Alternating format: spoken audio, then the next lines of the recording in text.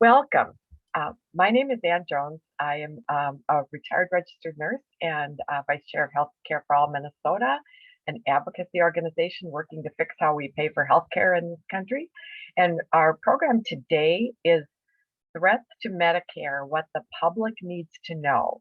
This program is sponsored by Healthcare for All Minnesota, the Minnesota Nurses Association, and the Physicians for a National Health Program Minnesota Education and Outreach Committee. So the full title of our program today is Threats to Original or Traditional Medicare, which include Medicare Advantage and Global and Professional Direct Contracting, otherwise known as direct contracting entities, a newer threat which is in front of us right now. Our presenter is Kip Sullivan, Health Policy Analyst for Healthcare for All Minnesota. Just a little background on Kip. I want you to know that Kip is a longtime advocate for fixing how we pay for healthcare in the U.S. through a single-payer financing system. He is also a relentless advocate for a data-driven, policy-oriented approach to healthcare payment reform. Kip has contributed immeasurably to the rigor with which proposals for change are viewed, including with the One Payer States organization, our own Healthcare for All Minnesota Legislative Committee, and members of the legislature here in Minnesota. I'm going to turn this over to Kip Sullivan now, and let's go ahead with our program. Thanks, Kip. I'll stop sharing and let you start. Thank you very much, Ann. In this webinar, as Ann just explained, I'm going to explain to you a couple of threats to Medicare, overpayments to Medicare Advantage, and a very strange new form of health insurance known as the direct contracting entity. As I will explain later, the direct contracting entity, or DCE, as if we needed more acronyms, is a lot like the Health Maintenance Organization, or HMO. DCE was invented by the Trump administration and implemented by the Biden administration. The Biden administration inserted 53 DCEs into the Medicare program on April 1, 2021. DCEs pose a serious threat to Medicare. To explain why, I must first discuss the Medicare Advantage program. That's the Medicare program in which insurance companies participate.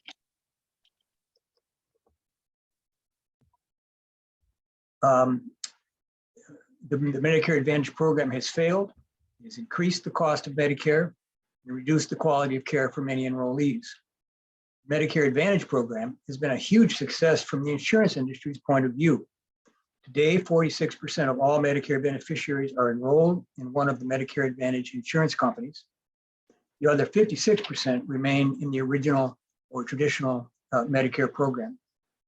Medicare Advantage program exists today because of a decision made by Congress almost exactly 50 years ago to allow insurance companies to participate in Medicare. Congress made that decision on the basis of an evidence-free assumption, namely that U.S. and Medicare healthcare costs were rising because Americans and Medicare beneficiaries were getting too much medical care. In other words, they were overusing healthcare. That assumption was false, but Congress believed it. That same false assumption is the rationale for the DCE program. So to understand the rationale for the DCE program, it helps to understand the rationale for the Medicare Advantage program. And to understand why the DCE program will fail, it helps to understand why Medicare Advantage has failed. Now let me preface my comments here with the definition of just a couple of terms, CMS and Medicare Advantage. CMS stands for the Centers for Medicare and Medicaid Services. It runs Medicare and Medicaid. It acquired that name in 2003. I'm going to use it for the entire period of time that I'll be discussing here, which began in the early 70s. Medicare Advantage also acquired that name in 2003. From 1997 until 2003, it was known as Medicare Plus Choice. Before 1997, when only HMOs were allowed to participate in the insurance part of Medicare, it had no name. after 1997, when Congress allowed all kinds of insurance companies into Medicare Plus Choice, the Medicare Advantage, it was given a name. I'm going to use the name Medicare Advantage pretty much throughout to describe the portion of Medicare which allows insurance companies to participate. That began back in 1973, authorized in 1972. Medicare was enacted in 1965 because the insurance industry didn't want to insure the elderly. And yet, 7 years later, in 1972, Congress passed a law allowing insurance companies to insure Medicare beneficiaries. Only these weren't traditional insurance companies. These were a newfangled form of insurance company known as the HMO. The HMO had been popularized in 1970 by a Minnesota physician named Paul Elwood. Elwood persuaded President Nixon and Democrats in Congress that the HMO was the solution to rising healthcare costs. Elwood claimed healthcare costs were rising for the whole country and for Medicare because of the fee-for-service method by which doctors were and are paid. There was a kernel of truth to Elwood's argument. If you pay anyone a fee per service or good produced, they have an incentive to produce more of them. But Elwood had no evidence that doctors were caving in to the fee-for-service incentive routinely, and that Americans were getting large quantities of unnecessary services. The accurate explanation for America's high healthcare costs is excessive prices driven by soaring administrative costs and consolidation, not excessive quantities of medical services. I reviewed the evidence for that statement in a series of webinars that I did with Ann for Healthcare for All Minnesota in September, October, and November of 2021. But despite the absence of any evidence for Elwood's diagnosis of rising costs, that is, Americans and Medicare beneficiaries were overusing healthcare because of the fee-for-service method of paying doctors, President Nixon and Democrats bought it. Now, if you buy the Elwood diagnosis that healthcare costs are high because fee-for-service is causing overuse, then your mind naturally looks for a way to antidote the fee-for-service incentive. Elwood claimed that's what HMOs would do. They would eliminate overuse by subjecting doctors to financial incentives to deny services, limiting patient choice of provider, which means doctor and hospital, and micromanaging doctors. Despite the absence of evidence for Elwood's diagnosis and his solution, Congress inserted HMOs into Medicare in 1972, and in 1973 passed the HMO Act, which subsidized the planet's first HMO industry in the hopes that they would begin to enroll non-elderly as well. Now, in the course of lobbying Congress to insert HMOs into Medicare, Paul Elwood conveniently failed to mention the fact that all insurance companies, including HMOs, have administrative costs equal to about 15% of their expenditures on Medicare beneficiaries. HMOs, given that overhead, would have to cut utilization of healthcare services by at least 15% just to break even. Could they do that without harming patients? You would think Congress would have debated this question before allowing HMOs into Medicare, but they did not. Research indicates that the HMOs and other insurance companies that participate in Medicare reduce their costs about 5% by reducing utilization of both necessary and unnecessary services, which of course means harming some patients. Obviously, 5% is not enough to cover their 15% overhead. So how do insurance companies make a buck off Medicare? Answer, they're overpaid by at least 10% and probably much more. How did that happen? Congress never instructed CMS to overpay HMOs and later the Medicare Advantage plans. There are two reasons why it happened. First, Medicare Advantage plans attract healthier beneficiaries. And two, CMS has never been able to reduce the premium payments to the Medicare Advantage plans to match better health status of their enrollees. The process of reducing premiums to match the health status of enrollees is called risk adjustment. Now, in the next 2 minutes, I'm going to discuss risk adjustment. I'm going to use a couple of I'm going to do some simple arithmetic. I'm going to walk you through it orally, and I'm going to come back to it again when we get to the slides in about 15 minutes, because I just want to make sure that my arithmetic sticks with you. So let's take an example of how CMS was unable to reduce the premiums to match the better health status of the people who enroll in Medicare Advantage plans. Let's assume that the average cost of a traditional Medicare enrollee is $10,000. Now today it's closer to $12,000. Let's say 10 just to make the math easy. Let's say United Healthcare, a Medicare Advantage insurer, enrolls beneficiaries who on average cost $9,000. CMS should pay United an annual premium of $9,000. If CMS pays $10,000, it will have overpaid by $1,000, and United will make a big profit for no reason other than it attracted healthier people. CMS has tried to reduce the premium payments to Medicare Advantage, but it has never been successful. Reason is that the premiums have to be set prior to the start of each year, and predicting the medical costs of each insurance company's pool of enrollees accurately is extremely difficult, in fact, impossible. Enrollment occurs in Medicare Advantage plans every year between mid-October and mid-December, and that gives CMS just about 2 weeks to try to predict the cost for each Medicare Advantage insurer and to set their premiums for the next year. Now, between 1972 and 2004, CMS used 4 factors to predict the costs of Medicare Advantage enrollees: age, sex, Medicaid status, and nursing home status. These 4 factors, often called demographic factors, could only explain 1% of the variation in spending between beneficiaries. What does that mean? Well, to go back to the United Healthcare example,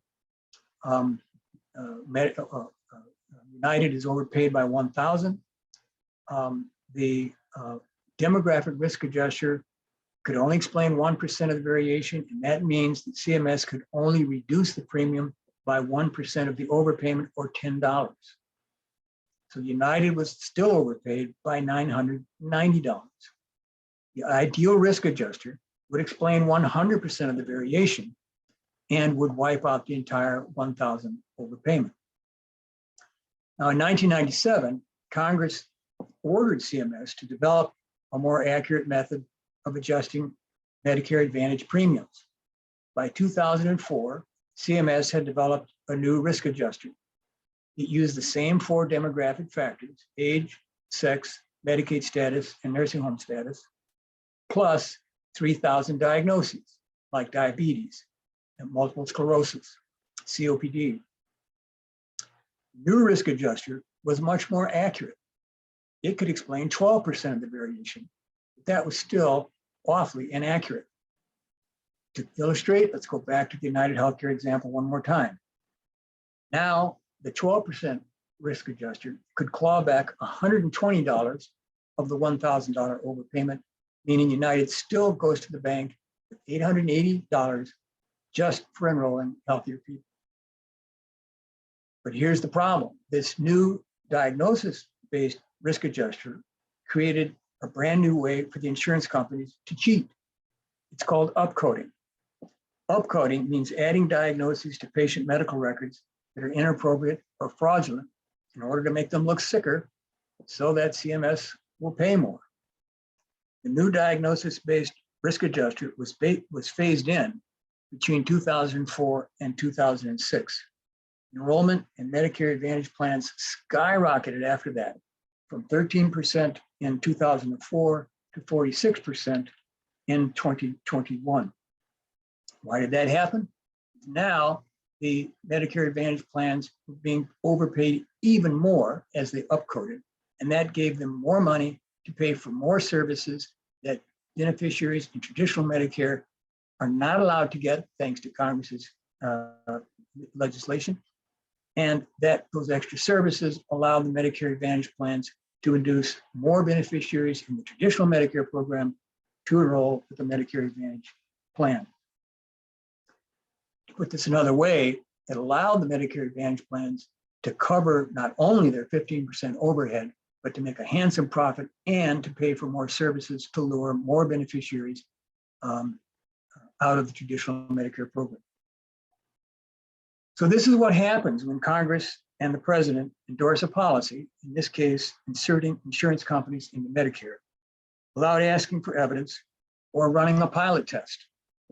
Congress and Nixon had no evidence that Medicare beneficiaries were overusing Medicare. They had no evidence that what little overuse was occurring was due to fee-for-service. They failed to inquire about HMO administrative costs, and they failed to anticipate that HMOs would enroll healthier people and be substantially overpaid as a result. In a sane world, Congress would have realized a long time ago that their criticism of the traditional Medicare program, that it's riddled with overuse, was wrong. And in fact, traditional Medicare is the most efficient health insurance program in the country, public or private. That has not happened. Congress and the president, 50 years later, still labor under the illusion that overuse within traditional Medicare is rampant because greedy doctors order services patients don't need, and someone must do the dirty work of making them knock it off. It is because of that illusion that the traditional Medicare program is being taken over by Medicare Advantage. That same illusion is also causing another threat, the DCEs. And I turn now to a short history of the DCEs. After Congress enacted the HMO Act of 1973, HMOs grew slowly because Americans didn't like giving up choice of provider and allowing insurance companies to veto decisions they had made with their doctors. But HMOs were able to keep their premiums below those of traditional insurance companies like Blue Cross and Blue Shield, because they enrolled healthier people. They refused to pay the medical bills of enrollees who sought services outside the HMO's network. They denied services, and by the late 1980s, they were extracting huge discounts from hospitals. But by doing all that, they kept their premiums lower than traditional insurance companies, and they created the illusion of efficiency. Traditional insurance companies reacted to the loss of customers to the HMOs by adopting some or all of the tactics pioneered by HMOs, namely subjecting docs to financial incentives to deny care, limiting choice, and micromanaging doctors. Those three tools came to be called managed care by about 1985. The traditional insurance companies that adopted managed care tactics were called preferred provider organizations, or PPOs, by the early 1990s. Now, many members of Congress and many health policy analysts who advised Congress drew the wrong conclusions from the spread of HMOs in the 1970s and 1980s and the adoption of managed care tactics by virtually the entire health insurance industry by 1990. Members of Congress and these analysts assumed managed care was saving money when in fact it was shifting costs. And by 1990, driving costs up by driving up administrative costs and encouraging mergers. I reviewed the evidence for that statement in the first two webinars that HCAM taped last fall, the September and October webinars. Under the illusion that overuse due to fee-for-service was rampant within the traditional Medicare program and that managed care was the solution, Congress began looking for ways to impose managed care tactics on traditional Medicare in the late 1980s. By the late 1980s, Congress knew HMOs were not saving Medicare any money. The CMS was vastly overpaying the HMOs. By the late 80s, Congress should have reached the conclusion that the Elwood diagnosis and solution were incorrect. Overuse is not rampant within traditional Medicare, and managed care, HMOs and PPOs, was not a solution. But instead of terminating the HMO program, Congress went the other direction. and they began searching for ways to make the traditional Medicare program more like the HMO Medicare Advantage program. Now, I don't have time to tell you what happened between the late 80s, 1980s, and 2005. I'm going to fast forward to 2005 and tell you that in that year, Congress passed a law instructing the Medicare Payment Advisory Commission to devise a method to reduce overuse in the alleged overuse in traditional Medicare. Medicare Payment Advisory Commission, or MedPAC, was established in 1997 by Congress to advise Congress on all things having to do with Medicare. In 2006, MedPAC invented what by 2019 would become the DCE. And here's how that happened. At MedPAC's November 9, 2006 meeting, the commission invented the Accountable Care Organization to address all the alleged overuse in traditional Medicare. You can think of an ACO as an HMO on training wheels, or as one expert put it, ACOs, Accountable Care Organizations, are HMOs in drag. According to the proposal MedPAC sent to Congress, ACOs were chains of clinics to which traditional Medicare enrollees would be assigned. Chains would be paid a premium for each assignee. If at the end of the year, the total premium payments didn't cover all the medical bills, CMS and the ACO would share the losses 50-50. Conversely, if at the end of the year, the premium payments exceeded the cost of all the medical bills, CMS and the ACO would split the savings 50-50. Now note, the premium payments would be adjusted with the same crude risk adjuster that CMS uses for Medicare Advantage payments.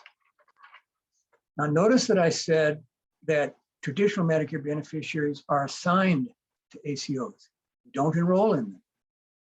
They don't even know they're in one. That's the first important difference between an ACO and an HMO. Second important difference is that ACOs cannot force their assignees to stay within the ACO's network. That makes sense. The traditional Medicare beneficiaries are assigned to ACOs without their consent or knowledge. It makes no sense to expect them to stay within the ACO's network. MedPAC recommended the ACO to Congress in 2009, just as Democrats were drafting the Affordable Care Act. Democrats wrote into the Affordable Care Act a section requiring CMS to start a permanent ACO program called the Medicare Shared Savings Program. And they wrote in another section authorizing CMS to dream up variations of the Medicare Shared Savings Program, just in case that version of the ACO didn't work. The Affordable Care Act left it up to CMS to figure out how to assign traditional Medicare beneficiaries to ACOs. I would not want to have been saddled with that task. CMS developed a two-step assignment method. In step one, CMS assigns beneficiaries to primary care doctors based on which primary care doctor beneficiary saw the most often over a 2-year look-back period. So for example, if I saw Dr. A twice and Dr. B once during 2020 and 2021, I would be assigned to Dr. A in 2022. In step two, CMS looks to see if Dr. A belongs to an ACO. If so, I get assigned to Dr. A's ACO in 2022. This process is sometimes called auto assignment, and you will hear it used when I and other people talk about DCEs in the future. So to sum up, ACOs share with HMOs the most important feature. They bear insurance risk. They are paid a premium per assignee, and the premium is risk adjusted with the same crude risk adjuster that CMS uses to risk adjust Medicare Advantage premiums. But they differ in 3 respects from HMOs. Beneficiaries are assigned to ACOs by CMS by that 2-step process. They don't enroll. ACOs cannot force beneficiaries to stay within ACOs, the ACO's network. And ACOs split risk with CMS. They share profits and losses with CMS. They don't eat all losses and keep all profits as HMOs and Medicare Advantage plans do. Now, why do you suppose MedPAC recommended that ACOs acquire members by assignment rather than enrollment? They never offered an official explanation, but the reason is obvious. Traditional Medicare beneficiaries have deliberately stayed out of the Medicare Advantage program because they don't want to be in an HMO, in an insurance company that tells them which doctor and hospital they can see. Forcing traditional Medicare beneficiaries to enroll in ACOs would have set off a backlash if the ACOs had been allowed to tell beneficiaries which doctors and hospitals they can see. CMS has conducted 3 ACO programs since 2012. In 2012, CMS started Medicare Shared Savings Program, the permanent ACO program, and a second slightly different ACO program, demonstration program called the Pioneer ACO program. In 2016, CMS ended the Pioneer program and started the Next Generation ACO program. All 3 of these ACO programs have failed to cut costs and they've failed to improve quality. Now, in a sane world, CMS would have pulled the plug on the ACO experiment, and Congress would have conceded that traditional Medicare doesn't need ACOs. It didn't happen. Instead, CMS under Trump doubled down on the basis of no evidence for overuse, no evidence that ACOs work, no evidence there's any way to make them work. CMS concluded ACOs would succeed if they were more like HMOs. Decided to create yet another ACO program, but with a new name for ACO, direct contracting entity. They chose such an abstract name because for the first time, they proposed to allow insurance companies to apply. Prior to the DCE program, which was first announced in 2019, only groups of clinics and hospitals could apply for an ACO contract with CMS. So here's the problem. If you're CMS, what do you call a corporation that could be either an insurance company or a hospital clinic chain? Call it an entity. The other change CMS made, in addition to allowing insurance companies to participate, was to make ACOs, now named DCEs, bear all or nearly all insurance risk. That is, DCEs like HMOs would eat all losses and keep all profits. No more splitting losses and profits with CMS. Now, CMS announced the 53 DCEs would participate in the new DCE program in January 2021. Now let me get this.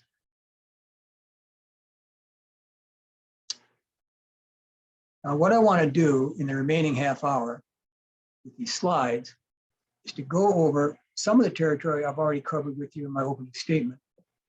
I want to start by reviewing that Alice in Wonderland privatization math where I was doing some simple multiplication and subtraction, just to drive home how irrational it was to expect that an HMO with 15% overhead could save Medicare money and make a buck. Then I want to discuss briefly the 53 DCEs, the direct contracting entities. And I will look closely at 2 of them, Clover Health, which is an insurance company, and Oak Street Health, which is a chain of about 130 clinics. And by looking closely at them, we get some idea of how these DCEs are probably operating. As you know, I think I've said, the DCE program began on April 1, 2021, so we're not even through 1 year of the program yet. We have no data to look at. Looking closely at these 2 DCEs, Clover Health and Oak Street, will give us some idea of how they're going to operate.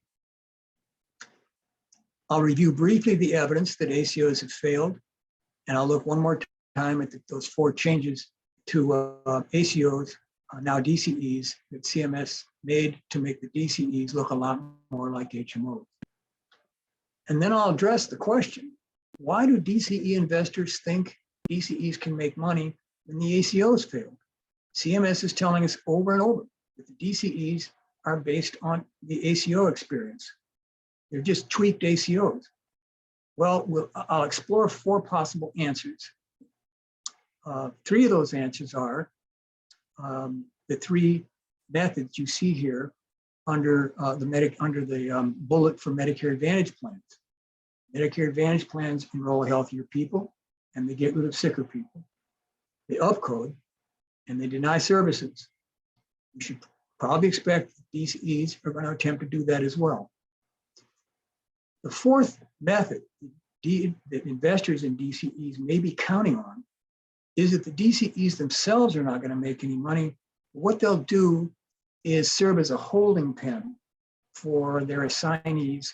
It will give them an opportunity to persuade them to sign up with the Medicare Advantage plan.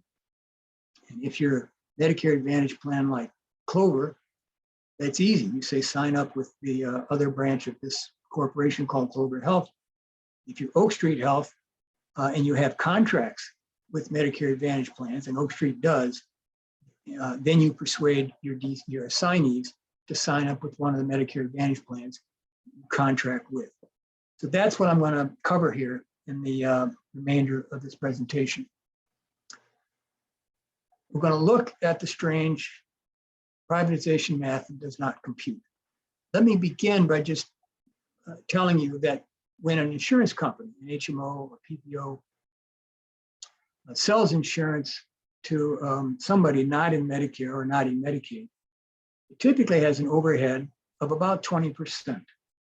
That is, you give the HMO or PPO dollars worth of premiums, it will keep 20 cents to run a shop and pay out 80 cents to doctors and hospitals. That 20%, by the way, includes profit. But when the HMO, PPO insurance company signs up to be a Medicare Advantage plan with CMS, its overhead drops to about 15%. The main reason for that is that when it is a middleman for CMS functioning as a Medicare Advantage plan, CMS is now shouldering the cost of revenue collection. That's no longer a problem that the HMO or PPO has to solve. So we can state rather confidently that HMOs must cut medical care costs by 15% just to break even. Why Congress never bothered asking themselves how that was going to happen, I don't know. So let's then ask the question, can the Medicare Advantage insurance company cut provider fees by 15%? It's highly unlikely because Medicare fee-for-service rates are already low. They're about 30% below the rates that Anthem or Cigna or Humana will pay for private insurance.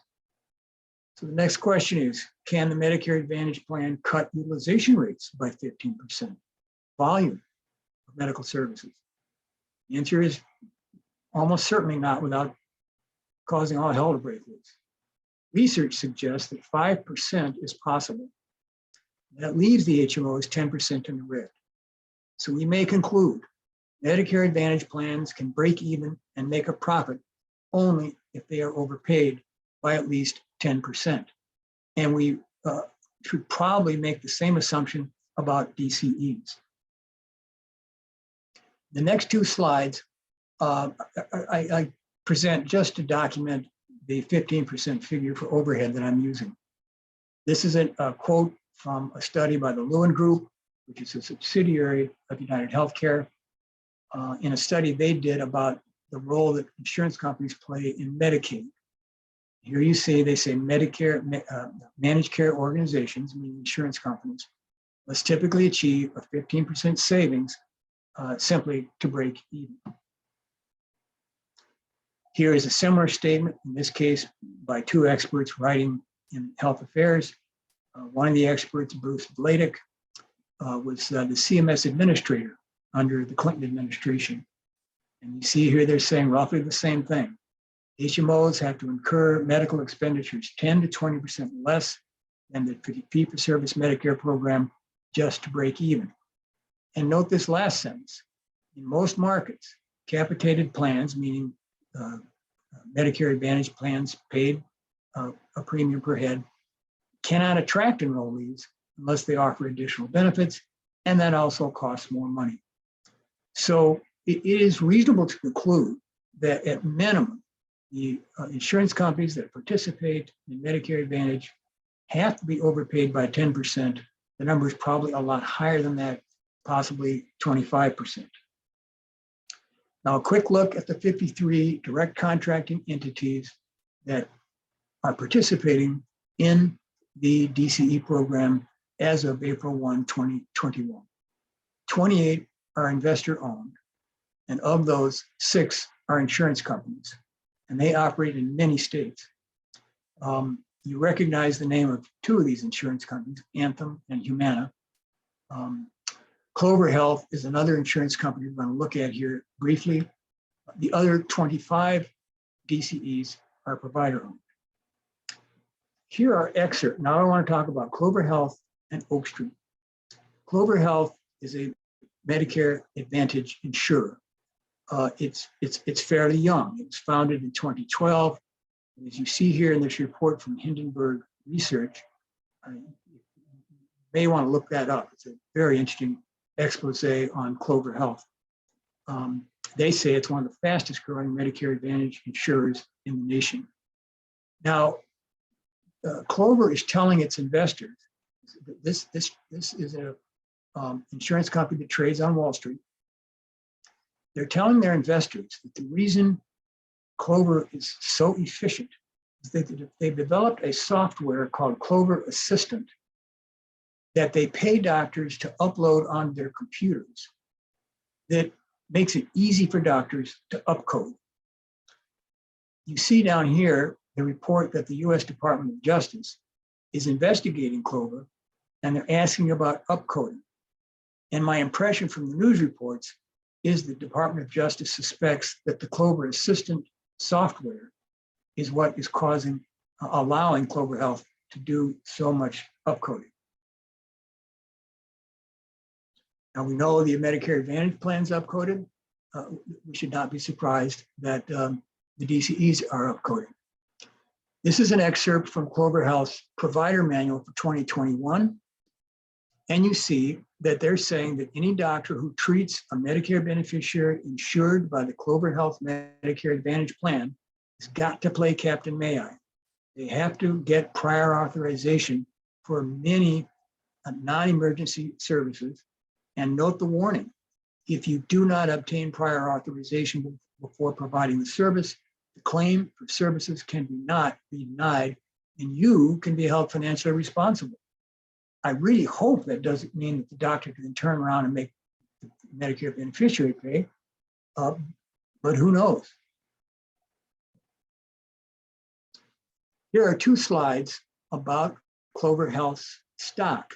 It has been hammered over the course of 2021. This is a report from MSN Money, September 14, 2021. They're saying Clover has lost money. Investors should keep a close eye on whether Clover Health's management implements aggressive cost containment measures in the near future. What sane country subjects its elderly to insurance companies that are looking to implement aggressive cost containment measures? That's the system we have with DCEs.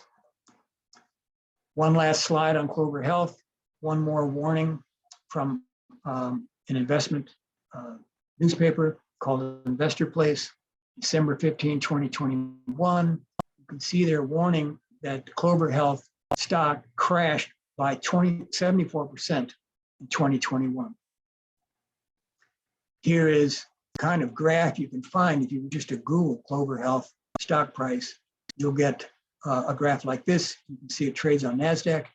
You can see that it was selling for almost $15 a share January 11, 2021, and it crashed to $331, or about 75% a year later.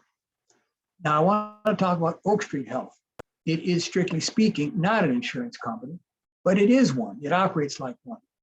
What their website tells you is they are a chain of 130 clinics operating in 24 states. It has contracts with several Medicare Advantage plans, including Humana, Centene, and Cigna. It trades on the New York Stock Exchange. And you can see here that its stock took a beating in 2021, fell by about 50% throughout the course of 2021. Now note this last bullet. It devotes 20% of its revenues to administrative costs. To put this another way, Oak Street Health is happy to tell you about its medical loss ratio. Its medical loss ratio is 80%, they will tell you. Now the medical loss ratio has, until just recently, always been used to talk about the profitability of insurance companies, not clinics, not hospitals. But that's how Oak Street talks about its finances to the investors when it has earnings calls. Here is a quick look at Oak Street's stock performance. Fell by half over the course of 2021. I'd be very curious to know why investors are suspicious of Oak Street.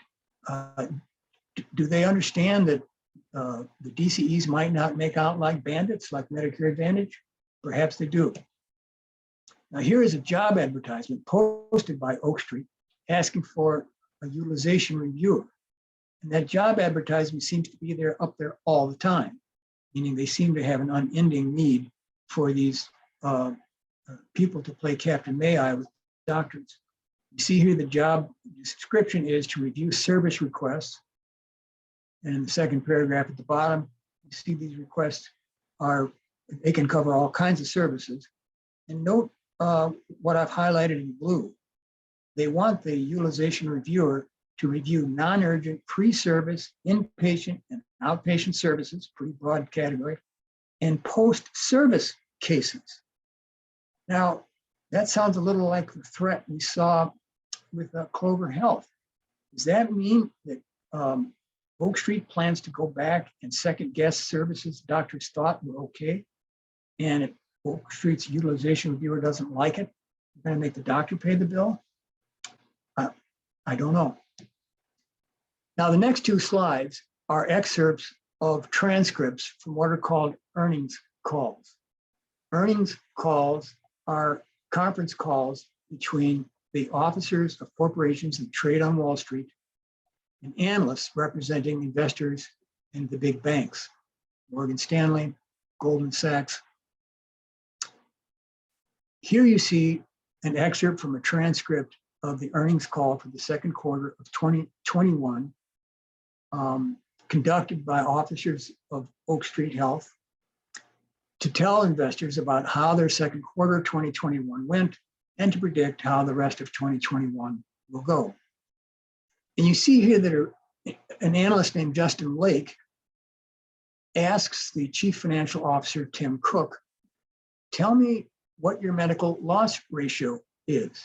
Now, until I read this, it would not have occurred to me to ask the head of a clinic or hospital chain, what's your medical loss ratio?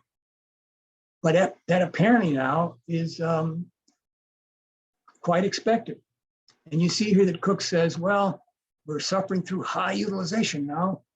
And I think we're going to be looking at a medical loss ratio of 80%, Justin. He doesn't really want to say that. He'd much rather talk about a medical loss ratio of 70%, because that's going to leave a lot more room for profit. And Justin Lake says, so right around 80% for the back half of the year, meaning the second half of 2021. And Mr. Cook says, yes. Now here's another excerpt from another transcript of a earnings call, in this case for the fourth quarter of 2020. And I show you this slide to impress upon you, it looks like some of these DCEs or clinics that are contracting with Medicare Advantage plans, I'm sorry, clinics that are contracted with Medicare Advantage plans are making huge profits because the Medicare Advantage plans are overpaid. So here's what happened. So this analyst, David Larson, asks Tim Cook to tell us how much money you're making per Medicare beneficiary through Medicare Advantage. Remember, I told you Oak Street has contracts with Humana and Cigna and some of the other Medicare Advantage insurers. So Larson is asking Cook, tell me how much you're getting per Medicare beneficiary through your Medicare Advantage contracts, and then compare that to what you expect to make through this new direct contracting program. Well, you see, the Cook says, and I take his word for it, he doesn't yet know how they're going to fare within the direct contracting with the first program. But the first thing he does is to correct David Larson's assumption that they're getting $12,000 a year. The reason Larson used that number is that at the end of 2020, when this phone call took place, that's how much CMS was paying on average for a traditional Medicare enrollee. And you would think that the Medicare Advantage plans shouldn't be getting more than that. Well, lo and behold, Cook corrects Larson. He says, no, we're getting more like 14 to 15,000 per year through our Medicare Advantage contracts for each beneficiary. That's a surprising admission, but that it was surprising only that it's stated clearly. But what it tells you is that the Medicare Advantage insurers that Oak Street is contracting with are vastly overpaid, and they're passing on some of the vast overpayments to the clinics that work with Oak Street. Now, I want to review the evidence that ACOs have failed. Here is the rationale that Medicare Payment Advisory Commission gave to Congress when they recommended accountable care organizations to Congress in their 2009 report. And you see here that the overuse myth is alive and well in 2009, long after Elwood sold it to Nixon and the Democrats in 1970. Here's what they say. The ACO's role is to stop overuse, is to create a set of incentives strong enough to overcome incentives in the fee-for-service system that is in traditional Medicare to drive up volume. Volume is the problem. And ACOs will fix it. And although neither the ACO program nor Medicare Advantage have cut costs, CMS has the gall to say publicly that the reason they're endorsing DCEs is because of lessons learned from the ACO and Medicare Advantage programs.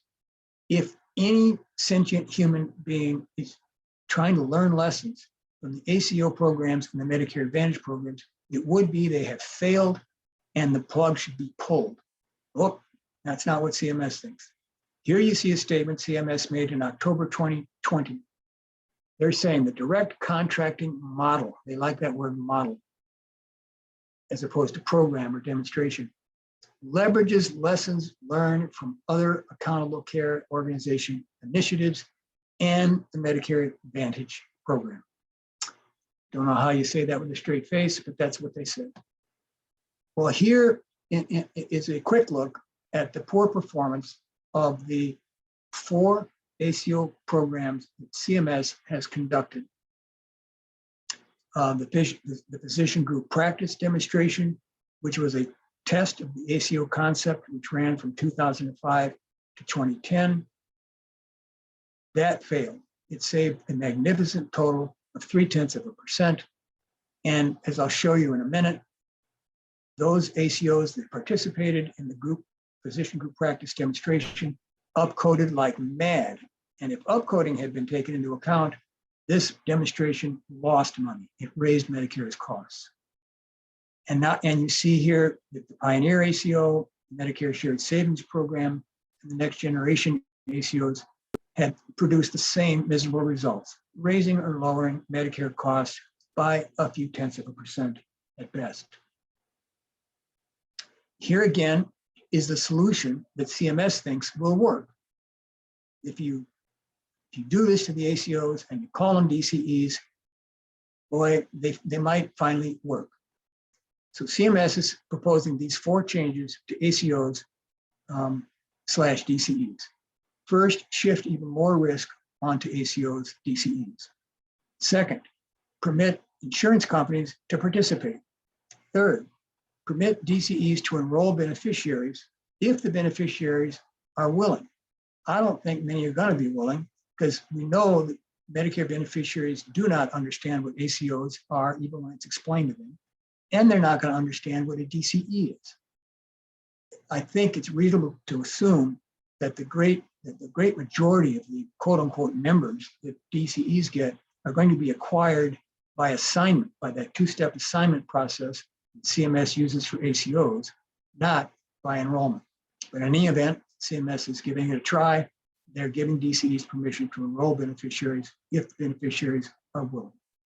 And the fourth change that DCE is making, that CMS is making to the ACOs, is to allow DCEs to give benefits to their DCE assignees. Congress does not permit traditional Medicare to give to traditional Medicare enrollees. Now, I'm going to show you this long list of services. It's lots of jargon. There's no need to stop and explain it. But I just want you to know it's substantial. And I just want to express my puzzlement. I don't understand why it is that CMS thinks that Medicare Advantage plans and DCEs have to have the power of bribery in order to succeed. If they really are what they're cracked up to be, get over this idea that somehow Medicare Advantage plans and DCEs should be allowed to give benefits, dental care, vision, post-discharge home visits, whatever, that traditional Medicare beneficiaries don't get. The solution is, if these are good services, make them available to traditional Medicare beneficiaries as well. So I come to the $64,000 question. How do investors in DCEs think DCEs are going to make money? And as I said in the opening statement, there are four options. Maybe there's a fifth or sixth, I don't know what it is. These are the four that I think are obvious to anybody examining the question. There are three methods that Medicare Advantage plans use now: cherry picking and lemon dropping, attracting healthier beneficiaries, getting rid of sicker beneficiaries, and relying on inaccurate risk adjustment to be overpaid. 2, upcoding. 3, denying services. We know the Medicare Advantage plans do that. We have every reason to expect these DCEs, driven by profit, driven by the need to satisfy investors on Wall Street, will do it as well. The fourth method, and I really think this might be the one, perhaps possibly the most common one, but I'm just speculating, will be that the DCEs will understand that because they can't tell their enrollees not to go out of network, that they really are going to have a hard time refusing them lots of services, and that the way they're going to make money will be to upcode and to try to persuade traditional Medicare beneficiaries who are assigned to them to sign up with a Medicare Advantage company. If you're Clover, it means signing up with Clover. If you're Oak Street Health, it means signing up with one of the Medicare Advantage insurers that Oak Street has a contract with and is being vastly overpaid through. I'm going to review the evidence that Medicare Advantage plans enroll healthier people. You see here research spanning 40 years making that point. And I'm not going to ask you to read all of this. I'll call your attention to the very last study here. This study, published in 2019, reported that beneficiaries who enrolled in Medicare Advantage plans were 13% less expensive than the average cost of a traditional Medicare enrollee. Here are one of numerous reports sent to Congress warning Congress that Medicare Advantage plans are overpaid. Here you see a report 1995 from the U.S. General Accounting Office. Medicare has paid HMOs more than it would have paid for the same patient's care by fee-for-service providers, meaning doctors and hospitals that treat traditional Medicare beneficiaries. In the 2005 report, same message. Look at the title. Payments exceed cost of fee-for-service benefits, adding billions to spending. Now, for half a century, these are the slides I promised you to help you understand this problem with inaccurate risk adjustment. For half a century, CMS has been unable to risk adjust Medicare Advantage premiums accurately. Between 1972 and 2004, there was one reason for that. And that is that CMS was using a very inaccurate demographic risk adjuster. From 2004 to date, There's another reason for it: inaccurate risk adjustment and upcoding. Let's look first at grossly inaccurate risk adjustment. For many years, CMS used that demographic risk adjuster, the one that could only explain 1% of the variation in spending. As I said earlier, it adjusted Medicare Advantage premiums, typically always downward, using only 4 factors: age, sex, Medicaid status, and nursing home status. To come back to that United Healthcare example, let's assume the average cost of a Medicare enrollee or traditional Medicare enrollee is $10,000 per year. As I said, it's closer to $12,000 now. Let's make the math easy: 10,000. Assume United enrolls beneficiaries averaging 9,000. You have an overpayment of 1,000. Now, with a 1% risk adjuster, CMS can only subtract 1% of the overpayment, or $10, and overpays United by $990. Now, fast forward to 2004, 2005, 2006, CMS now has a brand new risk adjuster, the diagnostic risk adjuster. Now, in addition to using those 4 demographic factors, age, sex, Medicaid status, and nursing home status, they're now using 3,000 diagnostic codes. We cannot explain 12% of the variation. Again, assume United Healthcare is being overpaid by 1,000. CMS, however, can only subtract 12% of the overpayment, or 120, and still overpays United by $880. Now, you would think that with a risk adjuster that's at least clawing back $120 instead of 10, would make it a little harder for the Medicare Advantage insurers to enroll more people, because now they've got less money to pay for services that Medicare won't allow traditional Medicare to cover. It would be wrong. Look, before I get to that slide, let me just show you how the current diagnostic risk adjuster overpays for the healthy, because this is the same risk adjuster is going to be used for the DCEs, and it's going to put immense pressure on the DCEs to cherry pick and lemon drop. You see here, Medicare beneficiaries divided into the healthiest 20%, next healthiest 20%, and on down to the sickest 1%. And you see that CMS's current 12% diagnostic risk adjuster still overpays for the healthiest 20% by an enormous amount, by 62%, and it underpays for the sickest 1% by 29%. That puts tremendous pressure on Medicare Advantage plans and these DCEs to enroll the healthy, avoid the sick, and shortchange the sick that they cannot avoid. Now, here's a slide I was going to show you a minute ago. You see here between 2004 and 2006, that's when the new improved risk adjuster was rolled out by CMS. And you see what happened. After that, enrollment in the Medicare Advantage plans shot up. And it shot up mainly because now they could cheat by upcoding. Prior to 2004, they couldn't do that because CMS wasn't adjusting premiums based upon diagnostic codes. It was only using those 4 demographic factors. Now the Medicare Advantage plans could upcode like crazy, and they did. And that allowed them to increase their share of the entire Medicare population from 13% to 34% in 2019, and it's now at 46% as of 2021. We know the ACOs upcode, and we can fully expect that DCEs will upcode just as the Medicare Advantage plans do.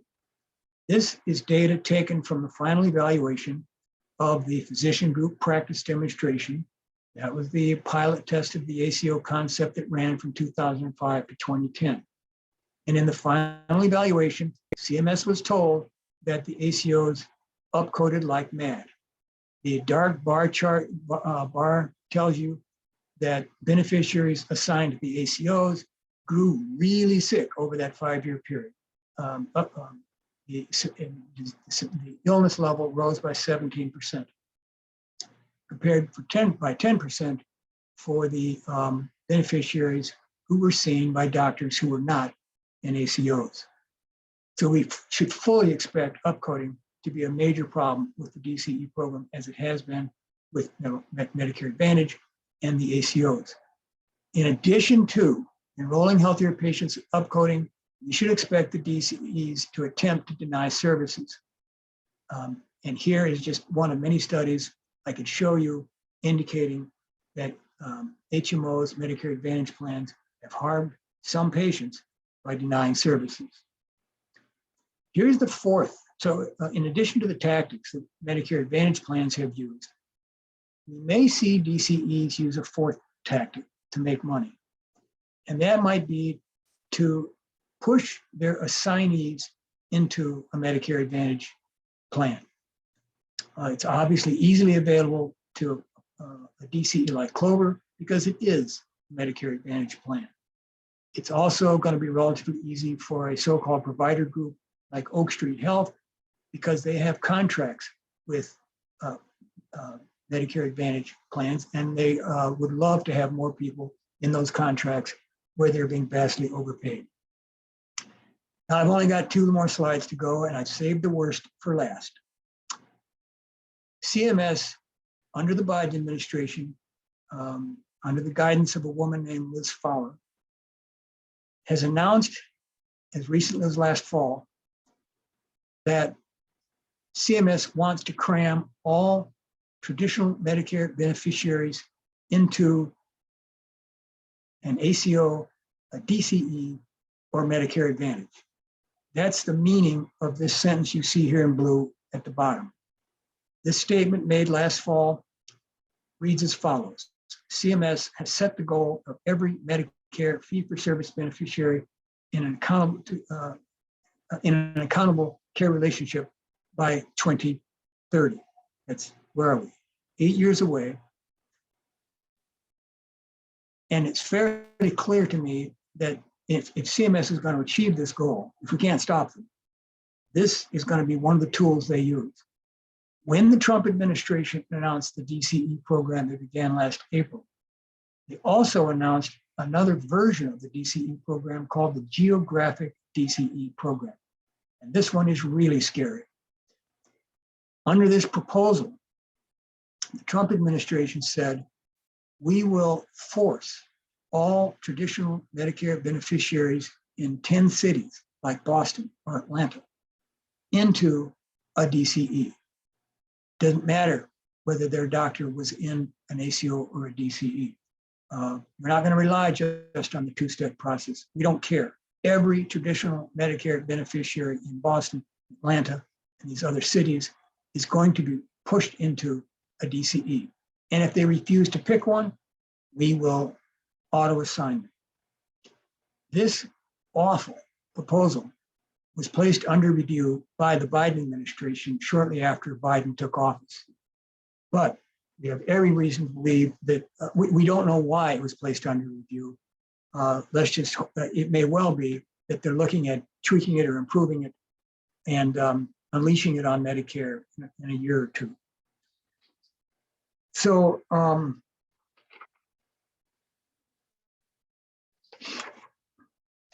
let me just stop sharing here.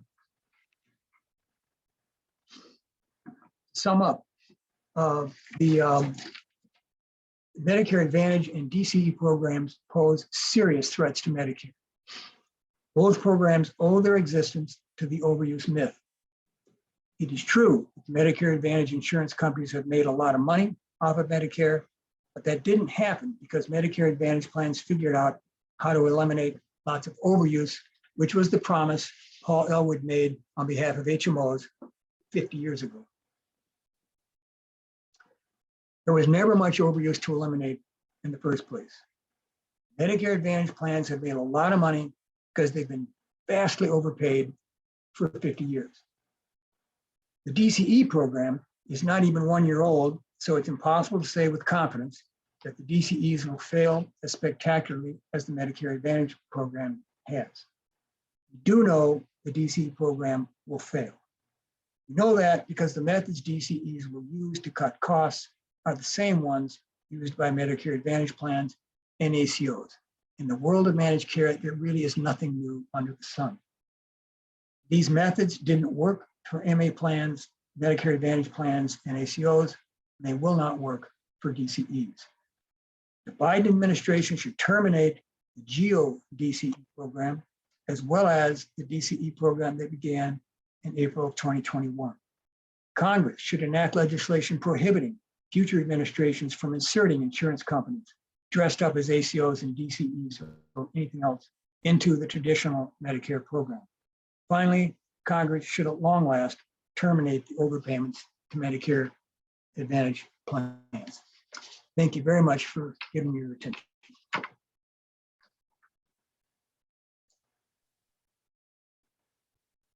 Thank you so much, Kip.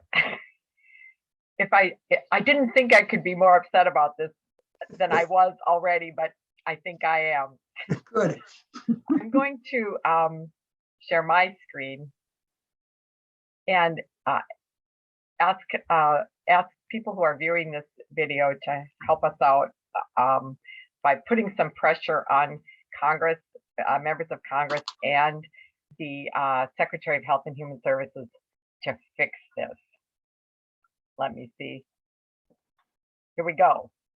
Got a call to action for you. All of you who've managed to listen to this and maybe have gained some understanding of the threats to our important public health insurance program for seniors and the disabled in this country. We would like you to get on the phone, call your member of Congress, and we've got two asks. Representative Pramila Jayapal wrote a letter to Health and Human Services Secretary Xavier Becerra on early in January, asking him to terminate this direct contracting program now and sunset the program by getting everybody who's been enrolled so far off that program and back into traditional or original Medicare by July this year. And also just stop even considering this global and professional direct contracting model as well. So we want every member of Congress to stop this Trump-era pilot program that would enroll millions of traditional Medicare beneficiaries into a commercial for-profit business entity without their full understanding or consent. So this is the wording you can use when you make your call. Again, call your members of Congress and your U.S. senators, ask them to halt implementation of that GPDC and stop these direct contracting entities and to sign Pramila Jayapal's letter. Then please directly call HHS Secretary Xavier Becerra so he starts getting some pressure as well from the public. And let him know that we out here know what's going on now that now that we understand that this is going on and the spotlight is on these programs. So ask him to end the Medicare direct contracting program immediately. Giving you some verbiage for these calls. We've got the Capitol phone number here on this slide, and also there's a comment line for Secretary Becerra's agency as well. If you reach a voicemail with your member of Congress and leave your name and address, state your message, thank them for their support on this issue, give your phone number if you want to call back. We really need them to understand that this is a dangerous beginning of privatization of our traditional Medicare program, and you might as well throw in that Medicare Advantage is partially privatized Medicare, and that we believe that should be reversed as well. We've got phone numbers here. If you're in Minnesota and watching this video, we've got phone numbers for our Democratic members of Congress. Likely our Republican members of Congress won't help out with this, but feel free to call them as well. You can always use that Capitol switchboard number to reach your member of Congress if you are represented by a Republican in your district.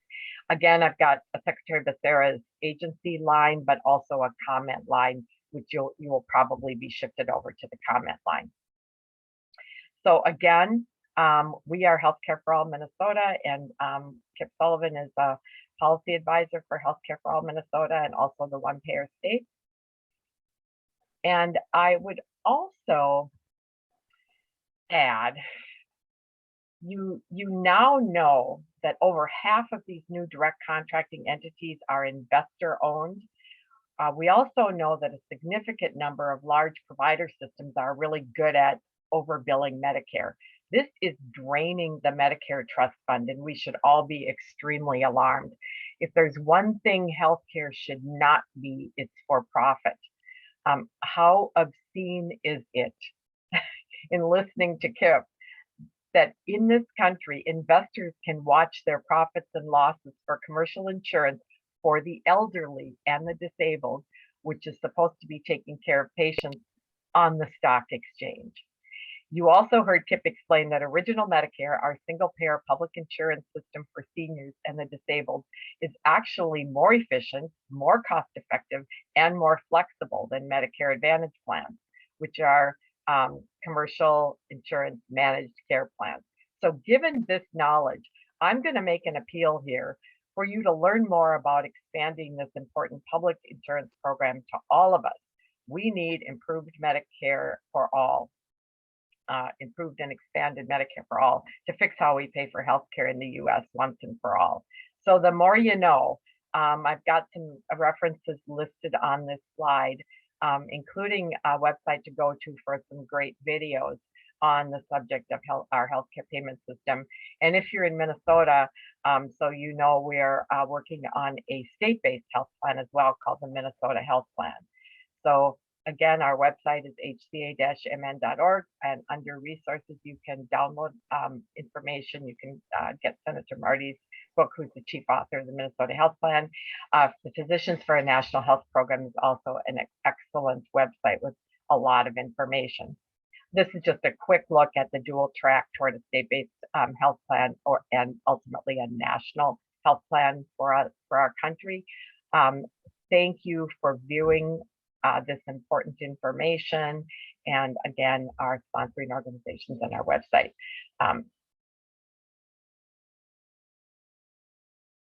Any last thoughts, Kip, before we end our recording? It will be very interesting to see the first evaluation of the DCE program, probably out maybe by the fall of 2022.